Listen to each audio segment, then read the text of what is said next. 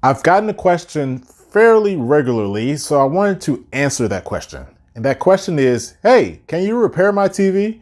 And unfortunately, I have to tell people, no, not only do I not do that, it's probably not going to be worth your time for you to even try to get that done. My name is Kenny and I run Robinson Handy and Technology Services based in Montgomery, Alabama. Now, this particular question is something I get typically a customer call out like, hey, I got a TV that's already up. I need you to take that TV down and put a new TV up. And so I'll go and do the job and whatnot. And as I'm doing it, or after I get done doing the job, they'll be like, hey, this TV, it still will power on and it just doesn't show a picture. Or they'll be like, the TV, it did work. And all of a sudden one day it wouldn't work. Can you fix it? And I typically tell customers, no, I can't. Not only do I not fix them, but it's probably not worth your time to fix it yourself or for you to get it fixed. Here's why I say that.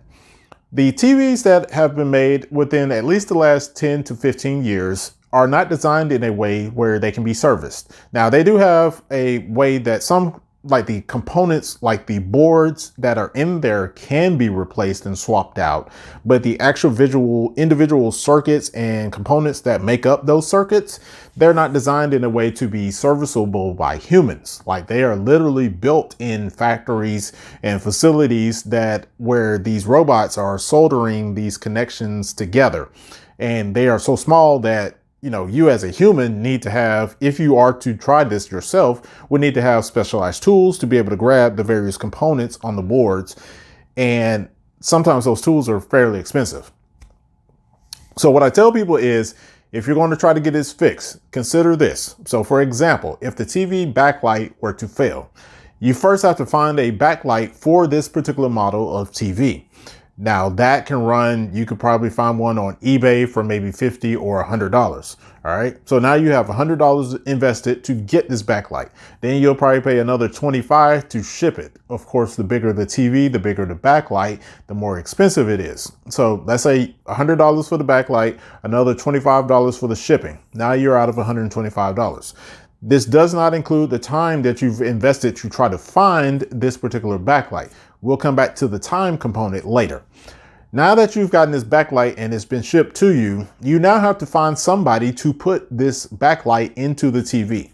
Most consumers are not willing to take apart their own TV because, to be honest, they have no idea what they're doing. And yes, you can find a tutorial or some other video or something of that nature that will guide you through it. But most people also do not have the tools necessary to take apart a TV.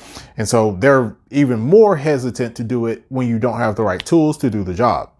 So now you have to find somebody to, like me, that it would be willing to at least look at the TV, and if it is possible for it to be repaired, then go from there. But even then, that's at least $150, depending on where you are. Some cases it may be closer to $200, but we'll stick with $150. So now you have $125 just for the backlight and another $150 for the service provider to come out and do whatever work they're going to do. That's $275. Now, when you factor in the time that it takes to find somebody to do the TV repair, in addition to the time it takes for you to find the part for it to be repaired, let's say it takes you 3 hours to do all of this. All right. So if you're making, let's say $40 an hour, 3 times 40, that's $120. All right. So now you have $275 plus the $140. And if my math serves me correctly, that is $395.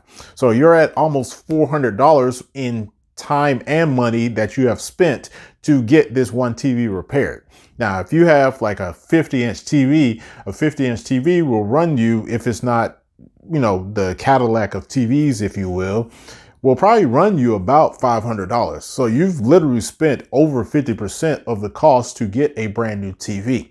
And that's why I tell people sometimes it's just easier just to buy a new TV. You can part out the old TV to try to recover the cost of the new TV, or you can just scrap it. I mean, you never know what you may be able to get out of it, because some of the boards inside of the TVs will sell, just the board itself will sell for like $100, and that doesn't include like shipping it or anything else of that nature. So, if the TV typically has 2 to 3 boards, some models vary in it, but there's usually a power supply board, there's a motherboard, and then there may be an additional driver board for the actual display itself, and then maybe another board for the sound card. It just depends.